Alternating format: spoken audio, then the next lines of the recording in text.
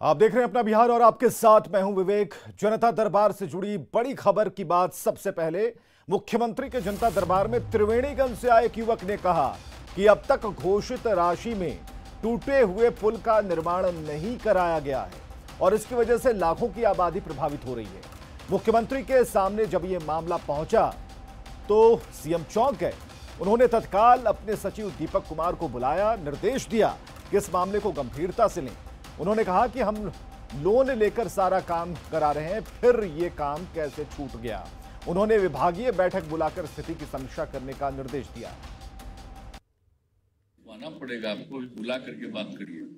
ये आया है कि 2008 बाढ़ का रास्ते हुआ, पूरे अनुभवी है, उसी इलाके का है, वॉल का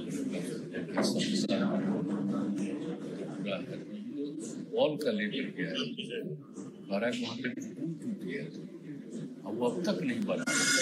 2008 से अब तक क्यों नहीं बना? इतना ज्यादा हम लोन लेकर के एक करने का करवाया, इसलिए हम सीधे नहीं भेज रहे। तो एक एक चीज देख लीजिए, it's a fact.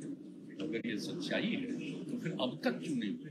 With responsibility उसको आइडेंटिफाई करना पड़ेगा। फिर चीफ सेक्रेटरी तो अगर ऐसी बात कोई बची है तो एक मीटिंग फिर बुलवाइए। क्यों अब तक बच गया भाई? ट्रेजेडी में 2 राउंड हम ऋण लेकर के एक एक काम करवाने के लिए कहे, जरा इसको देख लीजिए, आइडेंटिफाई करिए और तब डिपार्टमेंट वाले को बुलवाइए कि ऐसा क्या हुआ, वहां का तत्काल पूछिए। अभी छोड़िए मत तुरंत, तो वहां से पूछिए तुरंत। और सीएम नीतीश कुमार के सामने एक युवक ने बैठते ही पॉइंट के हिसाब से बातें करनी शुरू कर दी। इसके बाद सीएम ने कहा कि असली शिकायत है वो बताइए, स्पीच देने से कुछ नहीं होगा। युवक यूपीएससी की तैयारी के लिए प्राइवेट कोचिंग के लिए आर्थिक मदद की मांग कर रहा था। सर्विस एग्जाम की प्रिपरेशन करना चाहता हूं, लेकिन मेरे पास इकोनॉमिकल पोजीशन अच्छे नहीं है, जिसके कारण मैं किसी प्राइवेट। अरे आपकी समस्या क्या हो ना बताइए। प्राइवेट कोचिंग संस्थान का स्पीच देने से क्या फायदा? बात बोलिए, क्या प्रॉब्लम है? मैं प्राइवेट कोचिंग का हेल्प नहीं ले पा रहा हूँ सर। सिविल प्राइवेट कोचिंग का हेल्प नहीं ले पा रहे, उसमें हम आपको क्या करेंगे? सर फाइनेंशियल मतलब सपोर्ट से प्राइवेट कोचिंग के लिए फाइनेंशियल कोई मदद का प्रोविजन? सिविल सर्विस एग्जाम सब फालतू चीज मत करिए। एक एक को मदद किया जाता है, वैसा कहिए कि हमको इसमें मदद मिले, कोई प्रोविजन रहेगा तब ना। तो वो बात नहीं, कोई खास बात है तो बोती। और प्रधानमंत्री आवास योजना के तहत आवास दिलाने के समय जी सर, आपका घर नहीं है? नहीं है सर, मेरा मिट्टी का गाँव में है। गाँव में है क्या? गाँव में? जी सर, मेरा गाँव में। ठीक है, तो ग्रामीण विकास को दीजिए, इसको काहे नहीं सर। सीएम नीतीश कुमार के जनता दरबार में आज भी बड़ी संख्या में फरियादी पहुंचे। बिहार के अलग अलग जिलों से आए फरियादियों ने अपनी अपनी समस्याओं को लेकर जनता दरबार में अपनी शिकायत दर्ज कराई और मुंगेर से आए एक परिवार दबंगों से परेशान होकर सीएम से न्याय की गुहार लगाने पहुंचे। सर मेरा नाम कृति है सर। कॉम्फेड से वैकेंसी आई थी, उसका ज्वाइनिंग और डॉक्यूमेंट वेरिफिकेशन अभी तक नहीं आया है और इस बेसिस पे सर हम लोग के पास प्रूफ ये है कि देखिए, जैसे नंबर ऑफ पोस्ट 72 निकाला गया है, यहाँ पे 70 स्टूडेंट का ही ज्वाइन लिस्ट में नाम है। यहाँ पे फिर आपका टेक्नीशियन में सर यहाँ पे 8 पोस्ट निकाला गया है, 3 पोस्ट में ज्वाइनिंग है, 6 पोस्ट निकाला गया है, 2 पोस्ट में। नंबर ऑफ वैकेंसीज जितना है उतना भी स्टूडेंट को नहीं शॉर्ट लिस्ट किया गया, उसके बावजूद ये ज्वाइनिंग अभी रुका हुआ है। मैं नालंदा डिस्ट्रिक्ट के एएनएम स्कूल इस्लामपुर में पदस्थापित था। मैं 30 अप्रैल 2019 को सेवानिवृत्त हो गया हूँ और जो वेतन संशोधन का लाभ जिले के सभी चतुर्थ वर्गीय कर्मी को मिला, वह हमें नहीं मिला। समस्या है यही है कि हम लोग का ज़मीन है, वो हम लोग 20 साल से वहाँ रह रहे हैं और 10-15 गुंडा जो है लग गया है, मतलब पूरा एकदम जोर होके माफिया सब, और बोलता है कि ज़मीन डायरेक्ट खाली करो। कोई मतलब बोलता नहीं है कि ज़मीन ये मेरा है, ये है, वो है, कुछ नहीं बोलता है, बोलता है डायरेक्ट खाली करो। और अब बात कश्मीर में आतंकियों की कायराना करतूत की, जिसका अंत तुरंत होना चाहिए।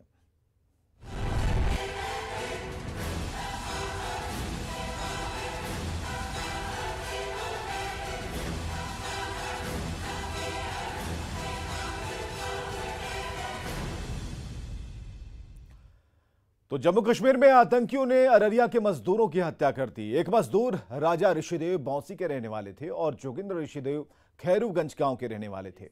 वहीं मिर्जापुर गांव के चुनचुन ऋषिदेव को गोली लगी है। जोगिंद्र के 3 बच्चे हैं। उनका परिवार काफी गरीब है। जोगिंद्र के ससुराल में ही उनका पूरा परिवार रहता है। हमारे सहयोगी सतीश कुमार की ये रिपोर्ट देखिए। रविवार की 5 बजे आतंकवादी हमले में अररिया का 2 लाल शहीद हो गया। बताया जा रहा है कि आतंकवादियों ने निर्मम हत्या कर दी 2 मजदूरों की जो अररिया के रहने वाले थे। अभी हम मौजूद हैं रानीगंज इलाके के मिर्जापुर गांव में और यह जो तस्वीर है दरअसल जोगिंदर ऋषिदेव की पत्नी हैं जो फूट फूट कर रो रही हैं। रविवार की 5 बजे शाम को उनकी बात अपने पति से हुई थी और ठीक 6 बजे फ़ोन आता है 1 घंटे बाद कि गोलीबारी हुई है, आतंकवादियों ने उनके पति पर गोली चलाई है। और उसके बाद जो दृश्य है वो हृदय विदारक है। यहाँ के जो स्थानीय जनप्रतिनिधि हैं उनसे सीधे जानते हैं कि आखिर क्या क्या सूचनाएं यहाँ पर आई। क्या सूचना आई? रात में हम लोगों को 7 बजे वीडियो साहब फ़ोन किए थे कि मिर्ज़ापुर वार्ड नंबर 10 में 3 आदमी को गोली लग गया है, तो पता कीजिए। पता करते करते तो किए तो सही बात था। उसके बाद यही कहेंगे केंद्र सरकार राज्य सरकार से कि जो भी यहाँ का मजदूर वहाँ गया है, गोली लगी उसमें मौत की 2 स्पॉट है, एक को बाह में गोली लगा है। दो की जो मौत हो गई उनका क्या क्या नाम? एक का नाम है जोगिंदर ऋषिदेव, एक का नाम है राजा ऋषिदेव। गोली जो लगी है वो चुनचुन ऋषिदेव को। ये क्या जोगिंदर का घर हुआ क्या? ये जो जोगिंदर का ससुराल हुआ ये। तो तस्वीर में साफ तौर पर आपने देखा कि अररिया के रानीगंज में जो है कोहराम मचा हुआ है। जो जोगिंदर ऋषिदेव की जो पत्नी है वो फूट फूट कर रो रही हैं और पूरा अररिया सिर्फ यही कह रहा है कि कश्मीर में आतंकवादियों ने जो बिहारी मजदूरों पर हमला किया है, जल्द इस पर कड़ी कार्रवाई होनी चाहिए और बिहारी मजदूरों पर आतंकवादी हमला जल्द से जल्द समाप्त होना चाहिए। सतीश कुमार, न्यूज़ 18, रानीगंज, अररिया। जम्मू कश्मीर में आतंकी हमले में मारे गए अररिया के राजा ऋषिदेव के परिजन बेहद गरीब हैं। न्यूज़ 18 अपने तमाम दर्शकों से अपील कर रहा है कि वो पीड़ित परिवार की मदद करें। जो लोग मदद करना चाहते हैं वो राजा ऋषिदेव की दादी दुलारी देवी के अकाउंट में पैसे डाल सकते हैं। हमारी स्क्रीन पर लगातार अकाउंट का डिटेल दिखाया जा रहा है, तो ये डिटेल हम आपको बता रहे हैं। दुलारी देवी राजा ऋषिदेव की जो दादी हैं उनका अकाउंट नंबर है 61080221001631। IFSC कोड है UBIN 0561088 और union bank of India Araria ये शाखा है। 16 अक्टूबर को जम्मू कश्मीर में बांका के अरविंद शाह की हत्या कर दी गई। इसके बाद से लोगों में आक्रोश है। लोगों का कहना है कि कश्मीर में इस क्षेत्र के 200 से अधिक परिवार रहते हैं, लेकिन आतंकी साथ को तोड़ने की कोशिश कर रहे हैं। उन्होंने आतंकियों को ऐसे सबक सिखाने की मांग की जिससे उनकी दोबारा हिम्मत ना हो। बांका जिले के परघड़ी इलाके के रहने वाले अरविंद शाह को आतंकियों ने जम्मू कश्मीर में गोली मारकर हत्या कर दी थी और उसके बाद उनका शव उनके गांव पहुंचा है, जिसके बाद परिवार वालों का रो रो कर बुरा हाल है। और जिनको भी जानकारी मिल रही है उनके आसपास के रहने वाले, उनके पड़ोसी और रिश्तेदार उनके घर पहुंच रहे हैं। तस्वीरों में भी आप साफ तौर पर देख सकते हैं। इस परघड़ी इलाके के तकरीबन 200 परिवार जम्मू कश्मीर में रहते हैं और उनका रोजी रोटी वहां पर चलता है और उन्हीं के कमाई से ये पूरे घर और परिवार उनका यहाँ पर चलता है। ऐसे में समझा जा सकता है कि जैसे ही अरविंद शाह के हत्या की खबर आई उसके बाद लोगों का और जो आसपास के रहने वाले लोग हैं, जो उनके रिश्तेदार हैं, उनका तांता लगा हुआ है उनके घर पर आने के लिए। हमारे साथ कुछ लोग मौजूद हैं। ये बताइए, जो ये घटना हुई है इसको आप किस तरह से देखते हैं? बिल्कुल, हम लोग पहले तो आहत हैं इस घटना से और परिवार और हमारे समाज के लोग हैं, हम इसी गांव के रहने वाले हैं। और ये जो हम लोगों को, बिहारियों को जो ये धमकाने का काम किया जा रहा है कश्मीरियों के द्वारा, यहाँ के लगभग 200 परिवार वहाँ रह रहे हैं और कई वर्षों से रह रहे हैं, जो कि जीवन यापन वहाँ रह के लोग कर रहे हैं। ये पहली बार इस तरह की घटना हम लोगों के सामने आई है और हम लोग चाहते हैं कि सरकार बिल्कुल कड़ी से कड़ी एक्शन ले और जो ये माहौल बनाने का प्रयास किया जा रहा है हिंदुस्तान में, ये नहीं हो। कश्मीर पूरे देश का है और कश्मीर का पूरा देश है। हम लोग बिल्कुल सभी लोगों के साथ हैं। यही हम लोग चाहेंगे कि सरकार से कि इस माहौल को तोड़ा जाए, चाहे जो भी उनको एक्शन लेना पड़े। तो सरकार को जो एक्शन लेना पड़े वो ले, कार्रवाई होनी चाहिए, क्योंकि ये जो इलाका है यहाँ के तकरीबन 200 परिवार के लोग जम्मू कश्मीर में रहते हैं, वहाँ पर कारोबार करते हैं और ऐसे में अगर उनको धमकाने की कोशिश की जाएगी, अगर उनको डराने की कोशिश की जाएगी तो शायद यह जज्बा है, लोग पीछे हटने का नाम नहीं लेंगे। कैमरामैन अश्वनी के साथ चंद्रमोहन कुमार, परघड़ी, बांका। बांका सांसद गिरधारी यादव और विधायक रामनारायण मंडल ने अरविंद साह के परिजनों से मुलाकात की। दोनों नेताओं ने अरविंद को श्रद्धांजलि देते हुए कहा कि सरकार आतंकियों को मुंहतोड़ जवाब देगी।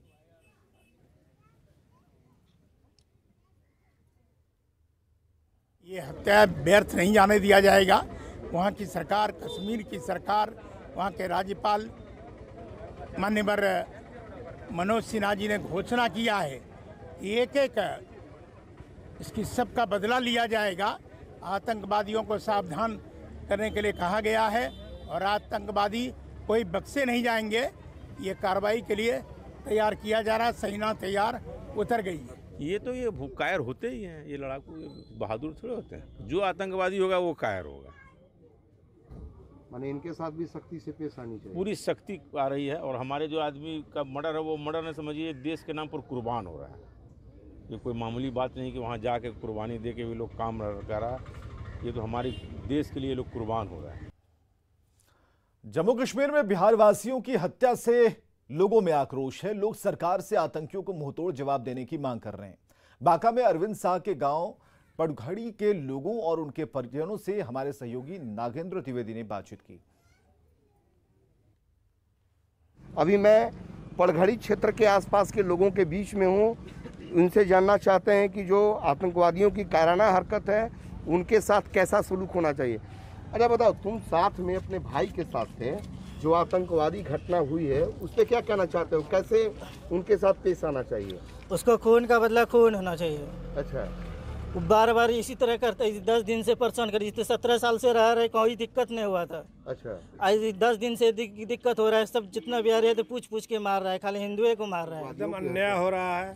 बिहार वासियों के साथ किसी निर्दोष व्यक्ति को मार देना, इससे बड़ा अपराध और क्या हो सकता है? इसका बदला इसी जवाब में लेना चाहिए। ये घटना बहुत दुर्भाग्यपूर्ण है और ये विगत 10 दिनों से जो जिस तरह की घटना घट रही है, हालांकि ये तो घटना आतंकवादियों की घटना बहुत दिनों से घटना है, लेकिन इस पे अंकुश लगाने के लिए आतंकवादियों से उसी तरह पेश आनी चाहिए जिस तरह वो हम लोगों के साथ पेश आ।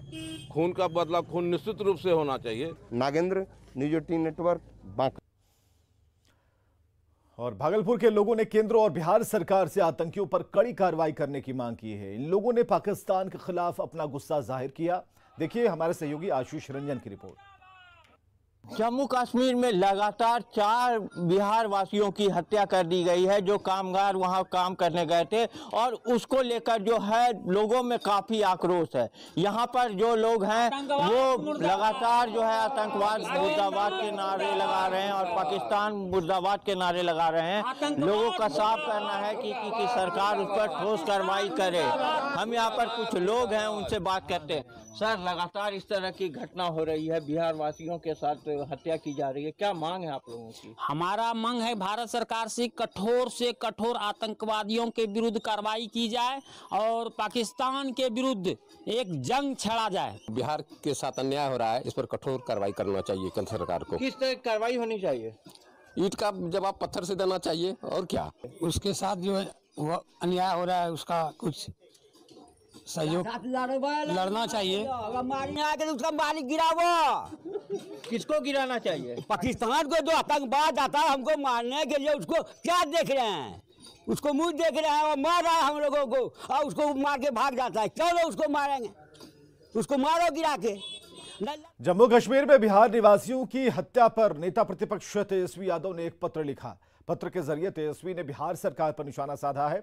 उन्होंने आतंकवाद पर कुछ नहीं कहा, लेकिन रोजगार के बहाने सियासी वार जरूर कर दिया। बिजली संकट जो है वो गहरा सकता है, ऐसे में राज्य सरकार करिए कि हम देखो। तो हत्या के लिए सरकार की नीति ही दोषी है, ऐसा कहना है तेजस्वी यादव का। हालांकि बेरोजगारी के मुद्दे पर उपचुनाव जरूर हो रहे हैं, लेकिन आतंक या फिर आतंकियों की तरफ से जो हत्याएं की जा रही हैं और बिहार के लोगों को निशाना बनाया गया है, तो ये तेजस्वी का पत्र जरा देखिए। माननीय मुख्यमंत्री जी नीतीश कुमार जी के नाम पर यह पत्र लिखा गया है। बिहार वासियों की नृशंस हत्या के दोषी आप और आपकी सरकार है, ये तेजस्वी का कहना है। उन्होंने कहा कि अगर आपकी निकम्मी सरकार ने पिछले 16 साल से किए जा रहे सुशासन के दावे के अनुरूप सचमुच रोजगार सृजन पर गंभीरता दिखाई होती तो करोड़ों बिहार वासियों को हर वर्ष पलायन के लिए विवश नहीं होना पड़ता। आपकी ही सरकार की नाकामी के कारण ये सभी आतंकवाद की भेंट चढ़े युवक अपने घर से दूर एक आतंकवाद प्रभावित दूसरे राज्य में रोजगार की तलाश में पलायन करने को मजबूर हैं। ये लेटर नीतीश कुमार के नाम तेजस्वी ने लिखा है।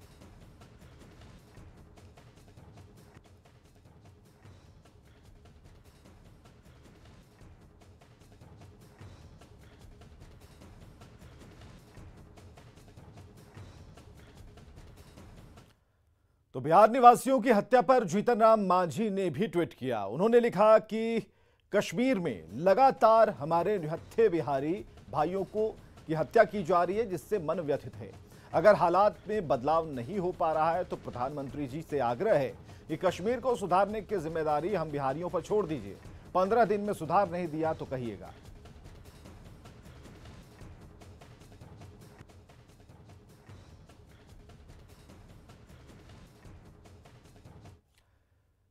आगे बढ़ते खबरों में मोतिहारी ड्रग्स मामले से जुड़ी एक बड़ी खबर हम आपको बताने जा रहे हैं। मोतिहारी ड्रग्स केस पर एंटी नारकोटिक्स सेल का बयान आया है। मुंबई के एंटी नारकोटिक्स सेल का बयान है, मोतिहारी केस और आर्यन केस से लेना देना नहीं है। एनसीबी बिहार झारखंड के डायरेक्टर का भी इनकार है इस बात से। नेपाल टू मोतिहारी की तस्करी की जानकारी मिली थी। तस्करी केस में अपराधी को लेने गई है टीम, ये मुंबई पुलिस का कहना है।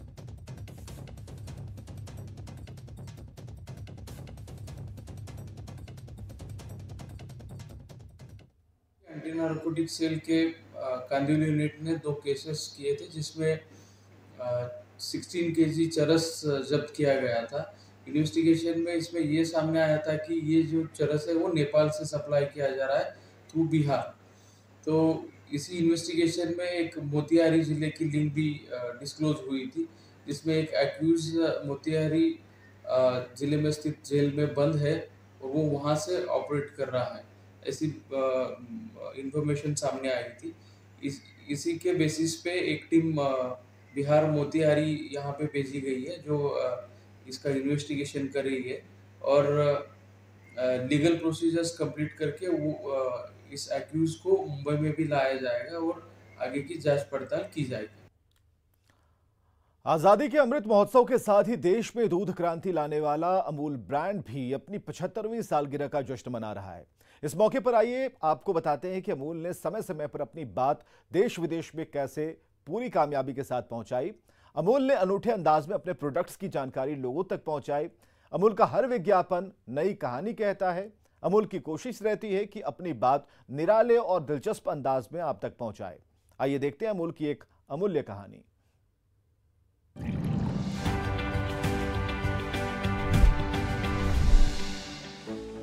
अमूल के विज्ञापन की इस तस्वीर में देश के सियासी इतिहास की झलक है। जानते हैं 1996 में जारी किए गए इस विज्ञापन की कहानी। मई 1996 में अटल बिहारी वाजपेयी ने प्रधानमंत्री पद की शपथ ली। वाजपेयी सरकार बहुमत साबित नहीं कर पाई। इस तरह वाजपेयी पहली बार सिर्फ 13 दिन ही पीएम रहे। बाद में अटल बिहारी वाजपेयी 1998 से 1999 तक भी पीएम बने। और खबरें लगातार जारी हैं, आप बने रहें हमारे साथ।